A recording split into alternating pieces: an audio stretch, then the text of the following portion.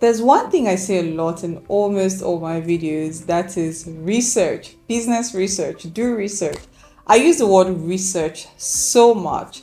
And I got a comment some time ago. I don't know if it's a guy or a girl that left this comment. The person said I should also make a video on how to make this research. So here I am, letting you know how to do basic research in layman terms, not all the big grammar. So just in layman terms, how to carry out basic research for your small business. My name is Tare. Welcome back to my channel if you're an OG, and if this is your first time watching me, thank you for clicking, and let's get right into this video. Okay, so for the purpose of this video, I'm just going to classify research in two parts. That's the quantitative and the qualitative. So when you hear quantitative research has to do with numbers, data, and all of that good stuff. And when you hear qualitative, that has to do with the why. Why are people doing the things they do? Why would people prefer A to B? Now we've gotten that out of the way. What is research? What is business research? Simple. Business research is basically the information you gather to help you run a business or to help you with your strategy to run a business. Okay, so for the quantitative research, like I said earlier, it has to do with your number, it has to do with data, it has to do with all of this good stuff. So how can we get numbers and data to help us in our basic business research? I keep saying basic because when we want to go deep into business research, it's a whole pool, like it's so huge. So I keep using the word basic because if you're a small growing business owner, you want to do little things that you can afford to do right now. How do you get numbers for your business? Now, when I mean numbers, I mean you want to know the amount of people that like beans, or you want to know the amount of people that prefer egg to fish. You want to know all of these numbers. How can you do this? One way you can get this number is having a poll on social media or even physical poll. So there's this thing I do all the time. When I come on here to talk about things, I always give my own real life experience. If you see me in the gathering of my friends, I have a handful, right? Or if you see me in the gathering of my friends or in a gathering of people where I can share my thoughts, I would always have a question to throw to everybody. Or what do you think about this brand? And then you hear people bringing out different ideas, talking about A, B, C, or D. This is why I like this. Oh, I know 5 people. Or you can even say, oh, how many people within your contact eat wache? Or how many people within your contact eat eggs? You get people saying, oh, I have this friend I have that friend. So now it will give you a fair idea if the business you're trying to venture into, if it is for the majority crowd or the minority crowd. This will also help you in the kind of strategy you want to use to start that business or even grow that business, right? So asking friends is one thing, family as well. You can also throw the question out. But if you want to take it a step further, is having asking this question, having a poll on social media. If you have a huge following, this is a plus for you, right? You can just create a poll asking, do you think a wache joint in East Legon will sell better than a wache joint in Nungwa? If you have a huge crowd, hear what people will say. Oh, I'll prefer to, if I'm around East Legon, I think a local wache joint will do. Some will say, oh, a local wache joint in Nungwa. Yeah, so you get to hear people talk about what they prefer, because people like when you engage them, not when you talk at them, right? So it is very, very important. Now, if you do not have a huge following, it is fine. You can also outsource. Now you see influencers, you see bloggers and all of that. You can tell them what you're doing your research on. They might not even understand it, but you might tell them, I want to get data on this thing. Can you help me carry out a poll on your social media so I can gather my data for it? Yeah, so you tell them you're trying to gather data and this is what you want to do. You want to ask people this question. And yes, they'll definitely charge you for it, but it might not be as much as when you want to contact an agency to do it for your small business, right? So now I'm sure you guys have seen this thing a lot of time.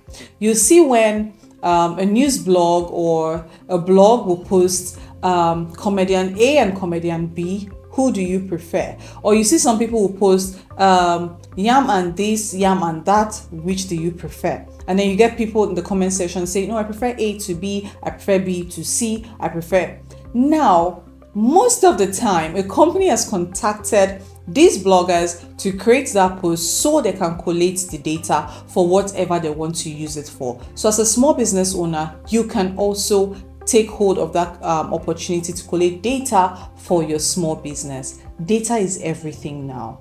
Data will help you in the decision you want to make. It will keep you informed. It will help you know what to do next. So for the quantitative research method, I think these are things you can do. And also, if you're thinking of launching a business, let's say for example this business is going to serve young people in the university, you can do a survey on campus. Now you can have pamphlets, you can have things printed out, ask people, oh, can you kindly tick this thing for me? When I was in school, I was always ready to do something for people, like answer this question. You can go on campus, share these things and collect the data immediately. You see here in Ghana, Nigeria, I don't know about any other African country, I haven't lived there, right? We do not have access to data. Like you see these numbers, this data, we have to look for these things ourselves, right? We have to look for these things ourselves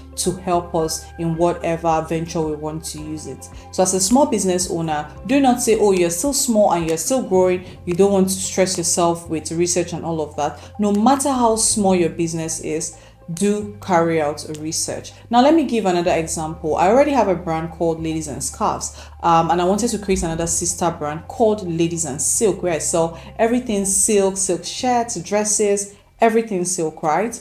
Now, because I already have an existing audience, I want to also know who I want to serve with my silk clothing line. Now I started asking my audience. I did it on my Instagram, I did it on WhatsApp, I did it on my social media, right? I asked them, I said, what size do you wear?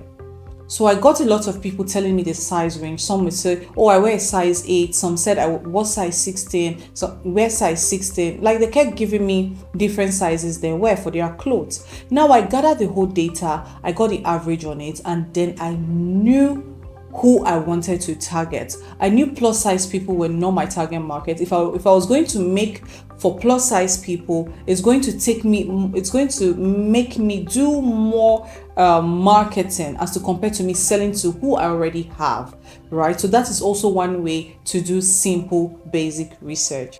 Now let's get to the juicy part, the qualitative research method. Now qualitative does not necessarily mean why, but I'm saying you should have it at the back of your mind, because when you carry out qualitative research, it's you knowing why people do what they do. So another example is Shein as a brand, and then you have another person that is also a ready-to-wear brand. But you realize that people rather buy silk shirts from Shein than to buy from the ready-to-wear local brand. Now, don't just think, oh, it is haters. They don't want to buy from me. No. Ask question.